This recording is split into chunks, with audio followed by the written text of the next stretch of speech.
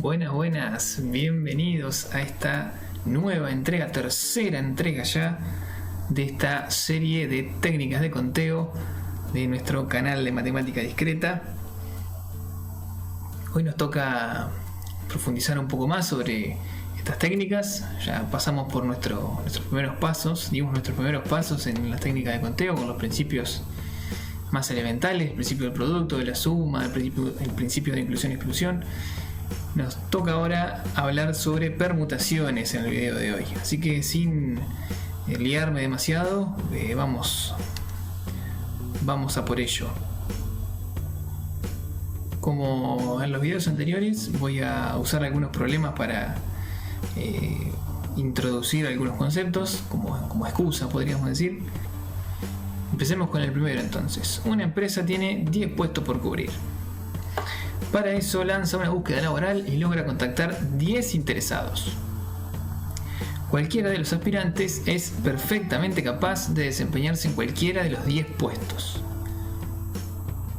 Además, la empresa debe completar los puestos para poder comenzar a trabajar.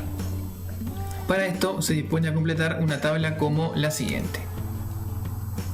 La empresa quiere saber de cuántas formas puede asignarle un puesto a cada aspirante. Como siempre, en los problemas de conteo, la pregunta del millón es: ¿qué tipo de objetos necesitamos contar? Podríamos comenzar preguntándonos por las características de este objeto matemático que queremos contar. ¿Tiene orden, por ejemplo? Bueno, claramente, cuando uno completa esta tabla, el orden es importante. Poner el aspirante 1, el aspirante 2, el aspirante 3, el aspirante 4, por ejemplo, es distinto de poner el aspirante 4, el aspirante 3, el aspirante 2, el aspirante 1. Aquel orden es importante. Entonces nuestro objeto es ordenado. Nosotros ya sabemos contar objetos ordenados. Uno, por ejemplo, de ellos es la tupla, una tupla. ¿Serán tuples lo que queremos contar?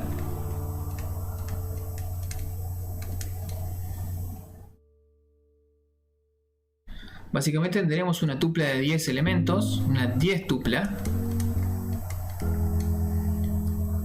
donde nuestro conjunto estará formado por los aspirantes del A1 hasta el A10. El producto cartesiano que estamos buscando es este, A a la 10. Estamos buscando el cardenal de este A a la 10. Bueno, claramente tenemos un problema con A a la 10 porque dentro de A a la 10 tendremos, por ejemplo, la tupla A1, A1, A1, A1, etc. ¿Es esta una solución válida? ¿Es esto un objeto matemático válido que queremos contar? Claramente no. La empresa quería asignarle un puesto a cada interesado. Quiere decir que tenemos que lidiar con una restricción adicional, que es la de que no se tienen que repetir los elementos de la selección. Las tuplas entonces no son una buena idea para contar este tipo de objeto matemático. Bueno, no importa. Tuplas sabíamos contar. Y nos pasa como cuando tenemos un martillo a la mano, que todo a la vuelta parece un clavo, ¿no? Así que miremos otro tipo de objeto matemático, a lo mejor que podamos utilizar para contar estas asignaciones. Uno podría pensar en funciones biyectivas, podría pensar en grafos bipartitos. Una biyección muy directa para contar este tipo de objetos matemáticos es la de los conjuntos linealmente ordenados.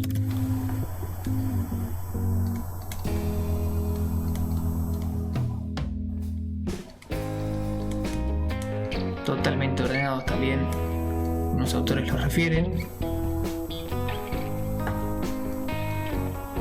Se utilizan normalmente con un par, donde es un conjunto, y menor o igual es una relación binaria, específicamente una relación de orden. Y sabemos que cuando la relación menor o igual ordena totalmente al conjunto A, ese conjunto A se puede representar con una cadena. En algunos libros aparece escrita hacia arriba, nosotros simplemente por conveniencia la vamos a escribir de izquierda a derecha. Entonces, por ejemplo, nuestro conjunto A, que era el conjunto de los aspirantes, puede ordenarse, por ejemplo, de esta forma: A sub 1, A sub 2, etcétera, etcétera, A sub 10. O, por ejemplo, podría ordenarse A sub 10, etcétera, etcétera, A sub 2, A sub 1. Claramente el orden es importante. Y además, al ser un conjunto, no se admiten repeticiones. O sea, los elementos aparecen exactamente una vez. La pregunta ahora es, hemos identificado el objeto matemático, ¿cómo lo contamos?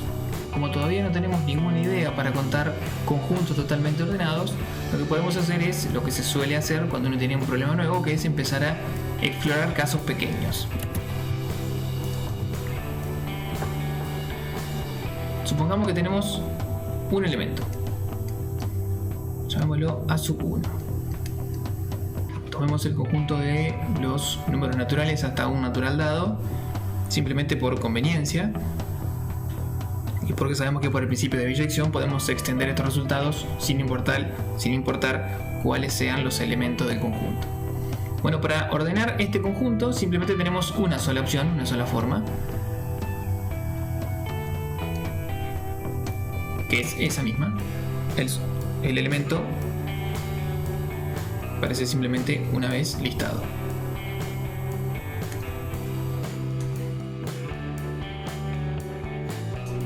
¿Qué pasa con los primeros dos naturales? 1 y 2. ¿Cuántas formas de ordenar este conjunto tenemos? Bueno, esta y esta otra. No hay ninguna otra forma de ordenar este conjunto. Vamos con el de los primeros 3 naturales. Bueno, listémoslo de una forma más o menos sistemática. 1, 2, 3. 1, 3, 2. 2, 1, 3. 2, 3, 1. 3, 1, 2 y 3, 2, 1. ¿Tenemos ya con esto alguna pista de cómo contar sistemáticamente los conjuntos linealmente ordenados?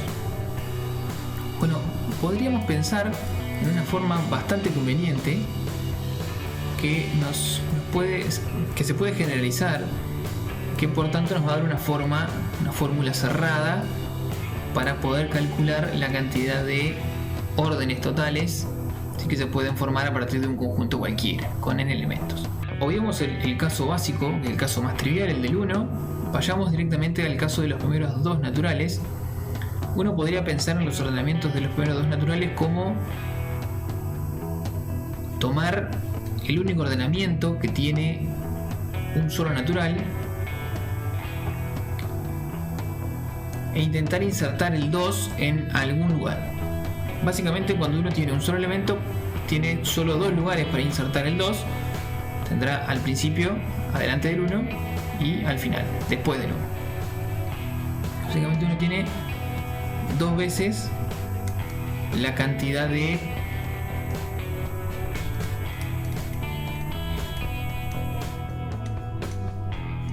órdenes.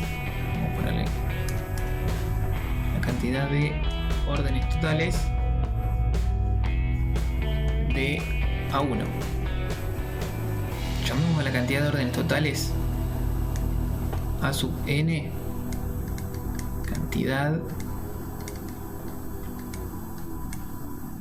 de órdenes totales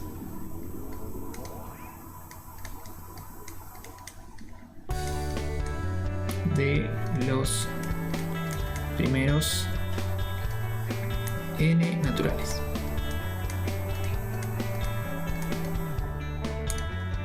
Que sencillamente digamos 2 por A sub 1. ¿Qué pasa con 3? Bueno, cuando queremos insertar 3, básicamente podríamos tomar el primer ordenamiento 1 y 2 del anterior, o podríamos tomar el segundo 2 y 1.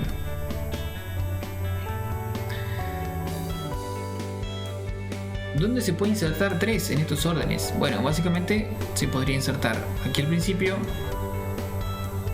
aquí en el medio y aquí al final. Lo mismo aquí, aquí y aquí. En realidad, siendo muy específicos, uno puede tomar cada uno de estos órdenes y hacer lo mismo sin importar cuál sea la ocurrencia específica de qué elemento está en la primera posición, qué elemento está en la segunda posición. Es decir, cuando uno tiene los dos elementos fijados, uno puede insertar el 3 en cualquiera de estas tres posiciones. Es decir, los dos elementos actuarían como separadores de las posiciones en las que puede estar el 3.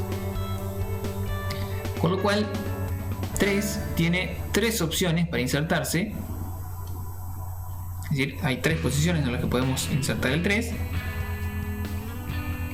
por cada uno de los ordenamientos de A2, es decir, del conjunto con 2 naturales, es decir, 3 por A2.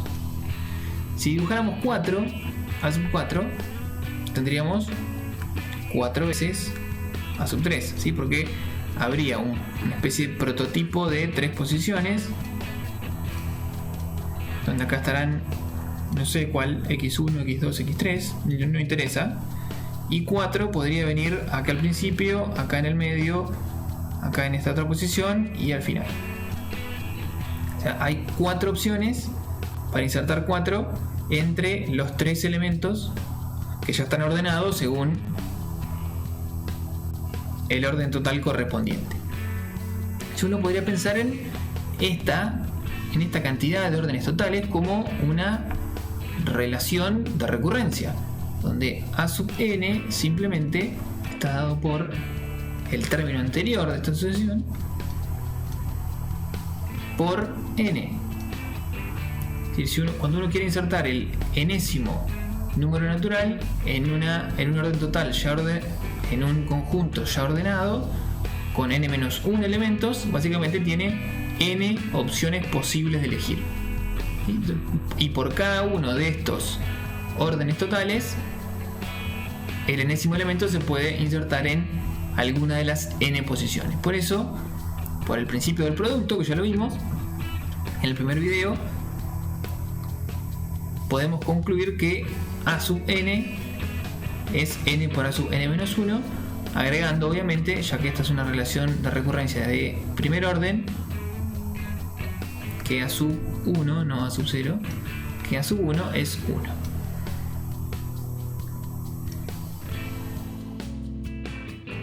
¿Hay una forma cerrada, una fórmula cerrada para calcular cada término de esta sucesión? Bueno, simplemente podemos ver por iteración que A sub n es sencillamente el factorial de n. Con este conocimiento nuevo que hemos desarrollado, que hemos redescubierto, volvemos a nuestro problema de asignar 10 aspirantes a 10 puestos. Simplemente podemos establecer una biyección entre los ordenamientos de estos 10 aspirantes con las asignaciones posibles, porque el aspirante que aparezca primero será asignado al primer puesto, el que aparezca segundo al segundo puesto, etc. Entonces, básicamente, la cantidad de asignaciones posibles, la cantidad de formas que podemos llenar esta tabla, está dada por A sub 10. Justo me quedó el mismo símbolo. Está dada por la cantidad de órdenes totales de un conjunto con 10 elementos, ¿sí? Por el principio de biyección podemos hacer A sub i con el natural i. Entonces, la cantidad de formas de asignar estos 10 aspirantes a estos 10 puestos está dada por el factorial de 10, que como todo el mundo sabe es 3.628.800. Esto que hemos conceptualizado de esta forma, contando órdenes totales, es lo que normalmente en la bibliografía de técnicas de conteo se conoce como permutaciones.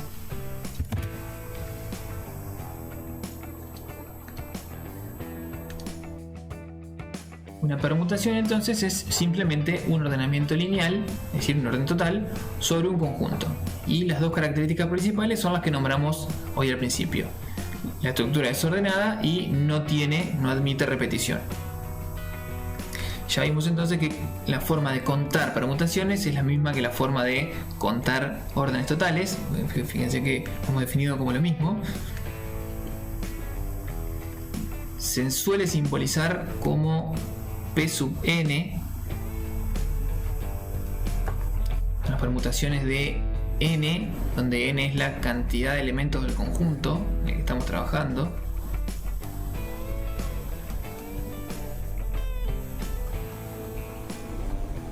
Y se calcula como el factorial de n.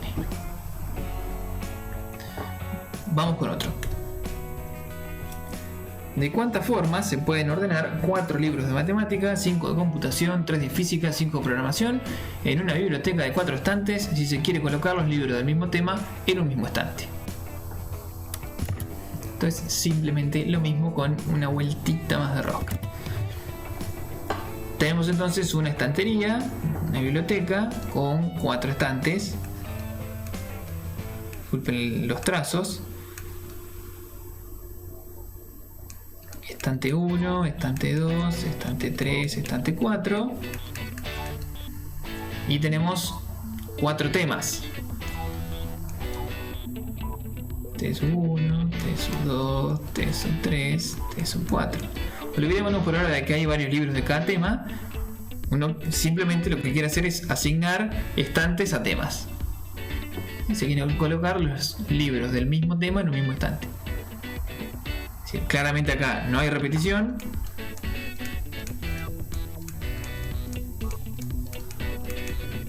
Y el orden es importante. El orden importa. No es lo mismo poner el tema 1, el tema 2, el tema 3, el tema 4 que poner el tema 2, el tema 3, el tema 1 y el tema 4. Claramente son órdenes distintos. Con lo cual, esta primera asignación la podemos realizar de factorial de 4 formas. La asignación de temas.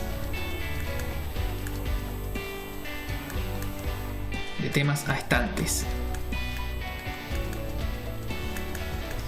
Y por otra parte, cada tema a su vez, o sea, simultáneamente, y esa simultaneidad nos está hablando del principio del producto, simultáneamente cada uno de estos órdenes va también a tener que alterar el orden en que aparecen cada uno de los libros dentro del mismo tema. Es decir, no es lo mismo que en el estante, si en el estante 1 pusimos los libros de matemática, no es lo mismo que aparezcan el libro 1, el libro 2, el libro 3, el libro 4, que aparezca el libro 4, el libro 3, el libro 2, el libro 1. Es decir, hay también permutaciones de los libros dentro de cada estante. Como ya asignamos los temas, podemos suponer que como estamos haciendo una secuencia de asignaciones, podemos suponer que ya está asignada, podemos suponer que ya está realizada la asignación de los temas. Es decir, eso ya lo suponemos realizado. Cuando nos movemos hacia adelante en la secuencia, podemos suponer que ya lo anterior ya se realizó. Con lo cual, tendríamos que permutar, o sea, calcular las permutaciones, la cantidad de órdenes totales de estos 4 libros de matemática, simplemente 4 factorial, los 5 de computación, 5 factorial, los 3 de física, 3 factorial, y los 5 de programación, 5 factorial. Bueno, este número simplemente es por la anécdota. 49.766.400. Divino número. Realicemos una pequeña variación sobre los supuestos de nuestro problema. ¿Qué pasaría si la empresa tuviera más candidatos que puestos por cubrir? Por ejemplo, tomamos 15 candidatos. Solo tenemos 10 espacios para completar, pero en cada uno de estos espacios podría haber uno de 15 candidatos en lugar de 10. ¿Podremos calcular con nuestra fórmula de las permutaciones una especie de permutación reducida, una R permutación? Básicamente podríamos plantear una asignación, una secuencia de experimentos de la siguiente forma. Podríamos pensar en que la asignación en realidad es de 15.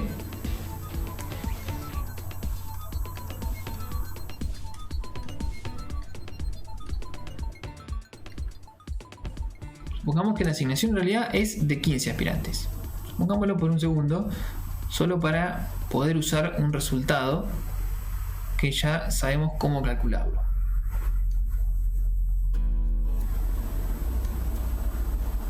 Si supongamos que entonces tenemos 15 puestos,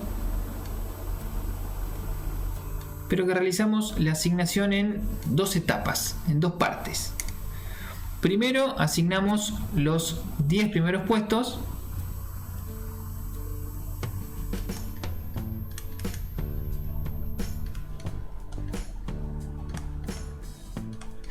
y luego asignamos los 5 restantes.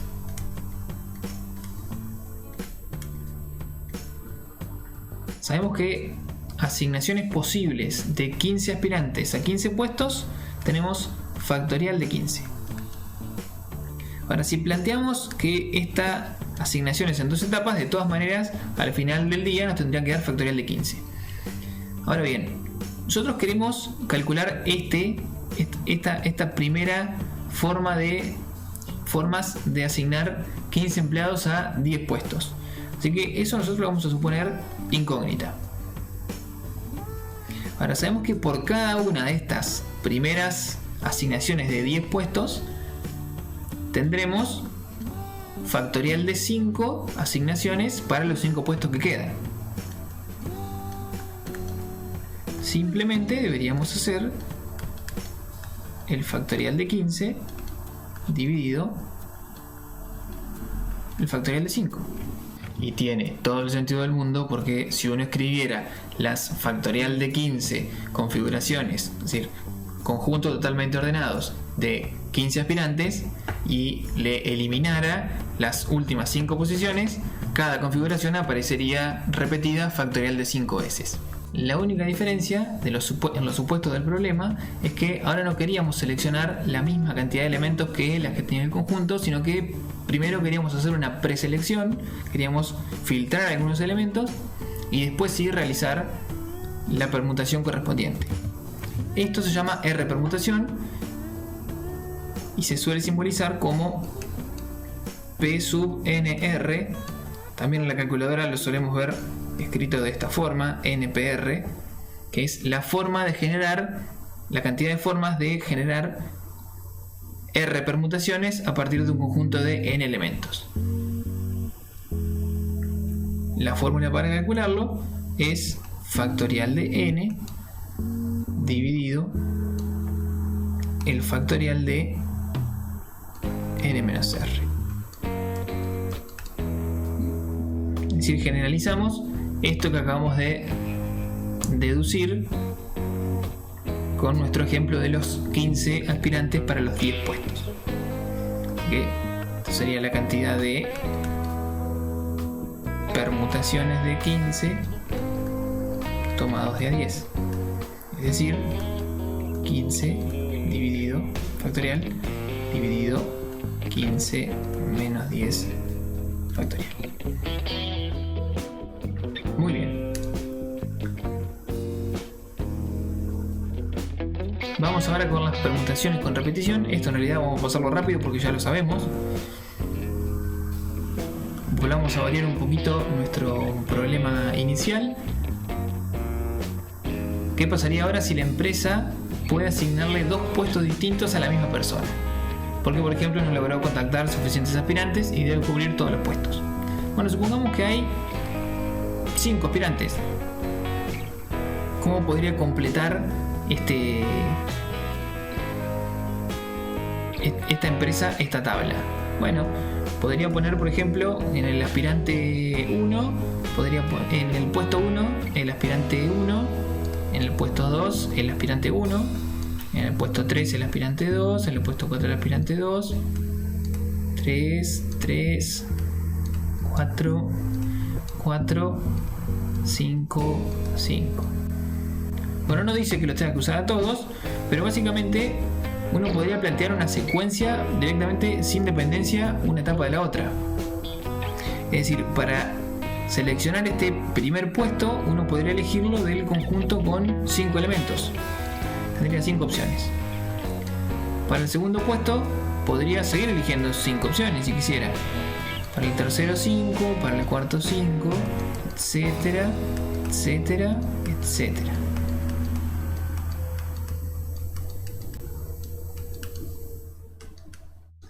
A la 10. Bueno, estos también son permutaciones, pero permutaciones con repetición. Aquí el orden sí importa, pero se admiten repetición. Se admite una cantidad ilimitada de repeticiones, podríamos decir. Y normalmente simboliza esta cantidad de permutaciones con repetición como P sub nr y le agregamos una R como superíndice. La cantidad de formas, la cantidad de permutaciones con repetición de n elementos. N es el cardinal del conjunto A y R es la longitud de la permutación, está dada por n a la r. Y también tiene todo el sentido del mundo porque las permutaciones con repetición no son más que n tuplas donde cada componente pertenece al mismo conjunto. Bueno, este problema también es interesante. ¿Cuántos autos es capaz de identificar el sistema de patentamiento del Mercosur? En el Mercosur tenemos una chapa patente que tiene 2 letras,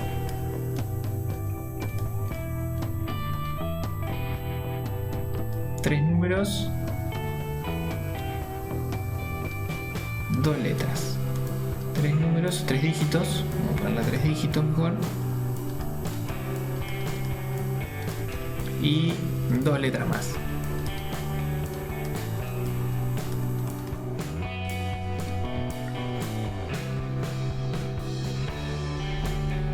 Bueno, podemos contar muy fácilmente la cantidad de chapas patente posibles que hay en el Mercosur utilizando la combinación entre permutaciones con repetición y el principio del producto.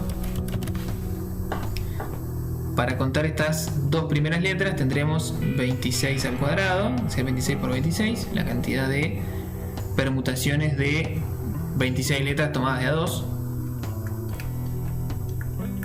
con repetición por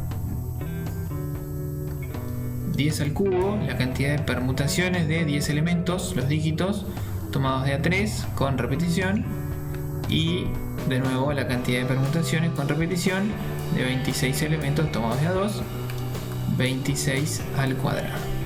Bueno, esto solo para el registro.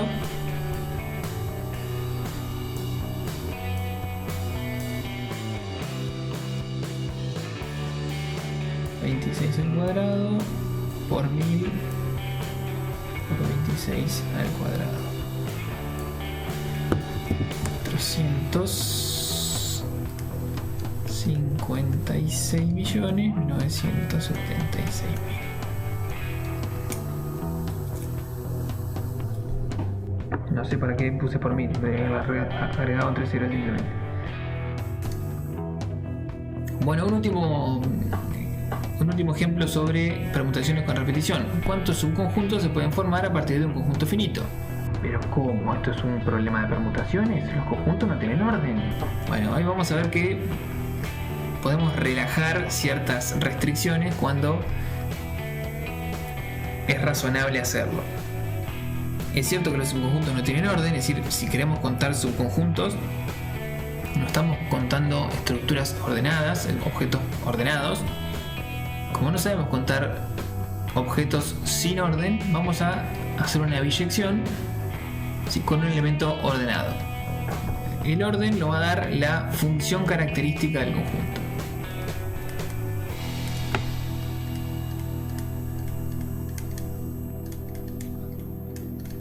La función característica era esa que se definía un sub A de un universal U hacia conjunto 0, 1. Es decir, uno podía ver un conjunto como una cadena de bits.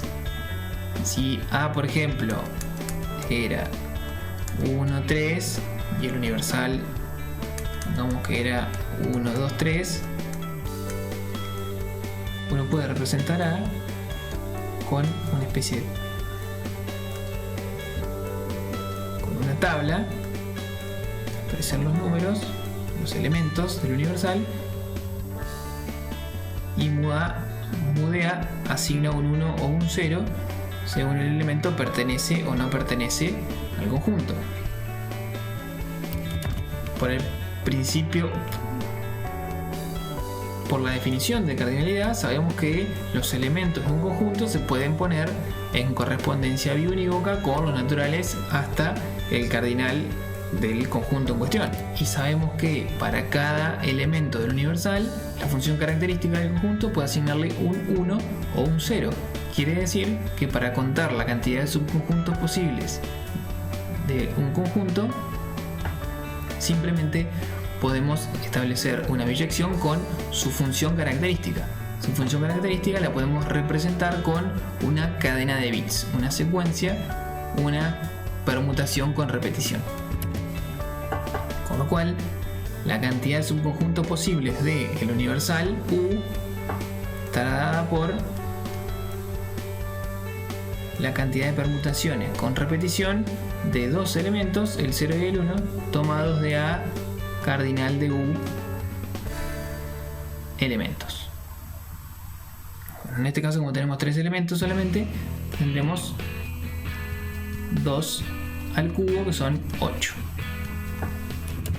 Esta fórmula también nos sirve para contar la cantidad de filas en una tabla de verdad.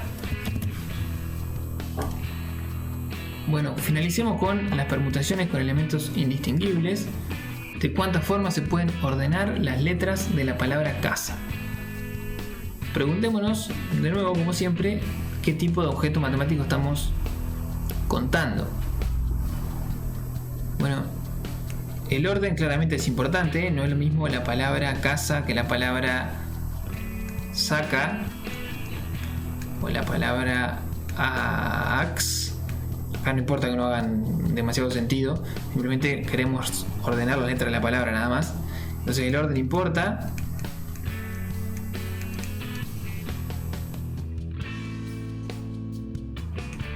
La repetición ¿está admitida o no está admitida? Bueno, está admitida, pero bajo ciertas restricciones. Es decir, uno puede agregar la cantidad de A que quiera. Simplemente hay 2 A y tiene que usar esas 2. Aparentemente la repetición no está admitida.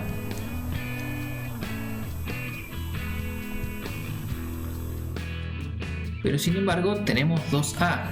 Es decir, hay una repetición limitada. Borremos ese no. En realidad hay, pero no hay, ¿no?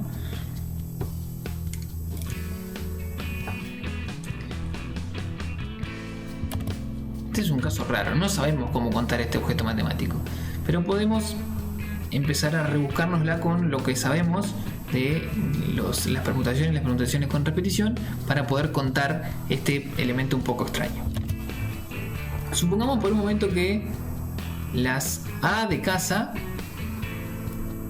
son distintas. Supongamos que se pueden distinguir. Si supongamos que tenemos la palabra C A sub 1, S A sub 2. ¿De cuántas formas se puede ordenar este conjunto? Si uno lo pusiera como un conjunto. Vamos a ponerle U de universal. Vamos a poner que es el conjunto. Bueno, la cantidad de permutaciones en este conjunto U simplemente son las permutaciones de 4. 4 factorial. Ahora, si uno listara justamente lo que no queremos hacer en conteo es listar, pero vamos a hacerlo simplemente para poder conceptualizar y puntualizar algo importante, que cuando uno escribe esto, esta es una permutación posible, y escribe esto, en realidad estos índices que nosotros agregamos para hacer distinto el elemento, en realidad está hablando de la misma palabra. Esta casa es la misma que esta casa. Lo mismo va a pasar con ese otro ejemplo que escribí yo, con saca. Tenemos A1, A2. Lo vamos a tener repetido cuando esté A2, A1. ¿Cuántas veces va a estar repetida cada palabra? Y la cantidad de veces que se puedan permutar A1 y A2. ¿Qué quiere decir esto? Uno podría plantear estos órdenes, esto que sí sabemos cómo se calcula de nuevo, la cantidad de formas de ordenar este conjunto, podríamos decir que es la cantidad de formas de ordenar el conjunto que queremos ordenar, teniendo en cuenta esta restricción de que las dos A son indistinguibles.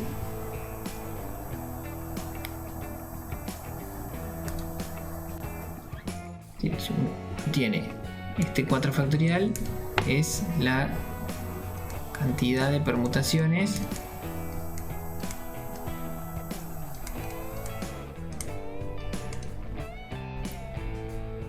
sin repetición de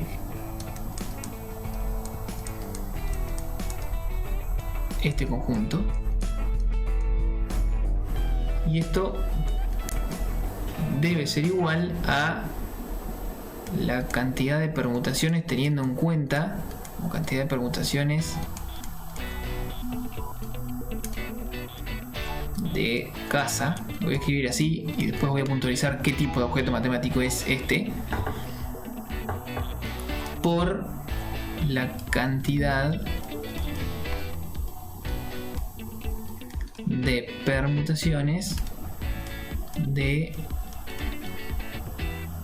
A1 a 2. Esto es factorial de 2. Y esto es lo que nosotros queremos calcular, x. Fíjense que x simplemente es factorial de 4 sobre factorial de 2. Estas permutaciones son permutaciones un tanto particulares. En ocasiones hay elementos indistinguibles en el conjunto, y en realidad los elementos para este tipo de permutaciones no son extraídos de un conjunto, sino que son extraídos de un multiconjunto. La única diferencia de un conjunto con un multiconjunto es que en el multiconjunto la noción de pertenencia se reemplaza por la de ocurrencia. Es decir, los elementos ocurren en lugar de pertenecen a un multiconjunto. Y esta ocurrencia puede ser múltiple, puede ocurrir una vez, dos veces, tres veces, 0 veces, ¿sí? En contraposición a la del conjunto, que es la pertenencia solo ocurre o no ocurre, es decir, un elemento pertenece o no pertenece a un conjunto. La característica principal del multiconjunto es la ausencia de orden y la posible repetición de elementos, ¿sí? Porque justamente la noción de ocurrencia lo permite. Ahora es una repetición bien determinada, bien limitada. Bien limitada. Con lo cual, si volvemos un poquito, en casa, este es un multiconjunto donde el universal dado por las letras C, A y S, y si uno escribiera la función característica del multiconjunto, vería que C ocurre una vez en el multiconjunto, A ocurre dos veces en el multiconjunto y S ocurre una vez. Bueno, cuando uno quiere escribir las permutaciones de un multiconjunto, lo que hace es escribir P de la cantidad de ocurrencias que tenga el multiconjunto. 4. Hay 4 ocurrencias en el multiconjunto, pero con elementos repetidos. Es decir, C, A y S son elementos los cuales C aparece una vez, A aparece 2 veces y S aparece una vez. La fórmula para calcular este tipo de permutaciones está dada por el factorial de n, factorial de la cantidad de elementos que participan en la permutación, sobre los factoriales respectivos de las ocurrencias de los elementos en el multiconjunto. Esto obviamente es para compensar la cantidad de veces que aparecen con las posiciones permutadas los elementos indistinguibles. Bueno, este es el clásico ejemplo que aparece en todos los libros. Mississippi, ¿de cuántas formas se puede ordenar las letras de la palabra Mississippi? Mississippi es una palabra que tiene 1, 2, 3, 4, 5, 6, 7, 8, 9, 10, 11 letras. Son las permutaciones de 11. Pero en Mississippi tenemos una M, por ejemplo. Tenemos 1, 2, 3, 4 I's, 4 I's.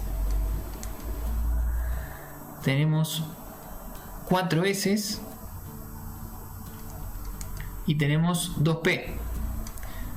Un chequeo rápido que se puede hacer para ver si estamos haciendo bien las cosas es que la suma de todas estas ocurrencias tiene que dar igual a la cantidad de ocurrencias totales que estamos considerando. Justamente la cantidad de formas de ordenar esta palabra es la cantidad, es el factorial de 11 dividido el factorial de 1 por el factorial de 4 por el factorial de 4 por el factorial de 2. De nuevo, solo para el registro,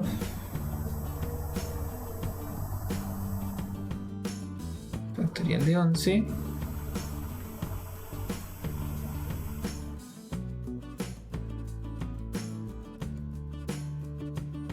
factorial de 4 factorial de 4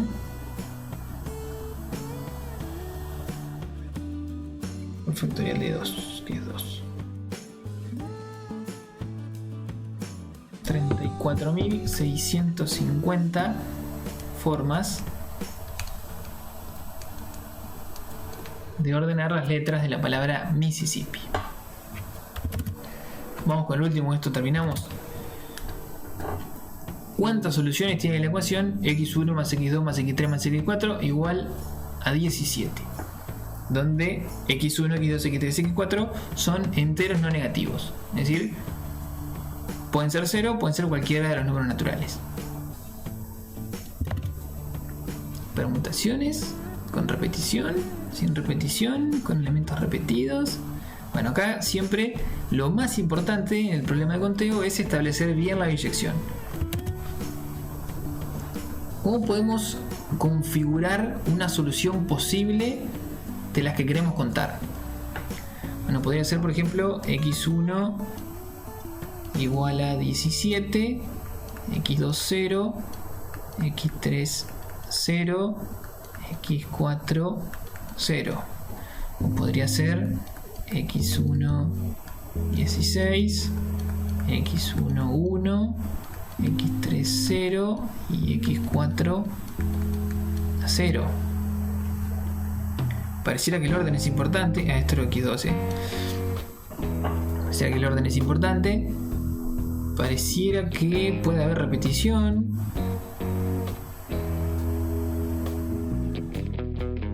Pero fíjense que esta forma no es conveniente para poder contar, porque de cierta forma tenemos que contemplar que la suma de estos valores de 17. ¿Cómo era para contemplar que la cantidad de veces que aparezca un elemento esté limitada? Viene por ahí. Podemos pensar en que un número simplemente es una cantidad de palitos. Ya habíamos visto nosotros en teoría de números en la materia. Simplemente una cantidad de palitos y lo que separa la cantidad de palitos son signos de más. Entonces, por ejemplo, esta solución x1 igual 17 y todas las demás 0, estarían todos los palitos 3, 4, 5, 6, 7, 8, 9, 10, 11, 12, 13, 14, 15, 16, 17 y los 3 signos más de esa forma. Esta otra solución podríamos decir que son 16 palitos, 1, 2, 3, 4, 5, 6, 7, 8, 9, 10, 11, 12, 13, 14, 15, 16, signo más, un palito más en el medio que es x2 igual a 1 y los dos signos más que quedan. Pensé que con esta forma tan elemental de configurar la solución, uno cuenta exactamente cada una de las soluciones, no le va a quedar ninguna solución afuera y todas las soluciones las cuenta una sola vez. ¿Cómo hace para contar 17 palitos y 3 signos más? Y bueno, simplemente son las permutaciones de ¿cuántos elementos? 17 más 3, 20 elementos, donde el primer elemento es el palito, aparece 17 veces, y el segundo elemento, el signo más, aparece 3 veces. Entonces la cantidad de permutaciones de 20, o sea el factorial de 20, dividido la cantidad de permutaciones de 17, es decir, factorial de 17, y la cantidad de permutaciones de 3, esto es, sin calculadora, esto es 20 por 19 por 18 por 17 factorial, hasta ahí lo desarrollo.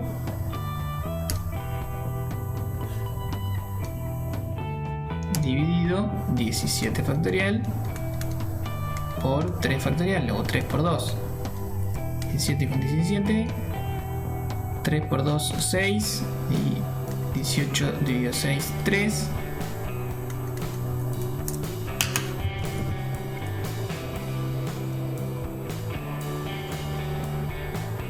20 por 19 por 3 da 1140. Esa ecuación tiene 1140 soluciones posibles. Y eso es todo. Gracias por verlo, les mando un abrazo grande y quédense atentos que en cualquier momento subo el de combinaciones, que es el último que me falta para completar la serie completa de técnicas de conteo. Mando un abrazo grande. Chau, chau.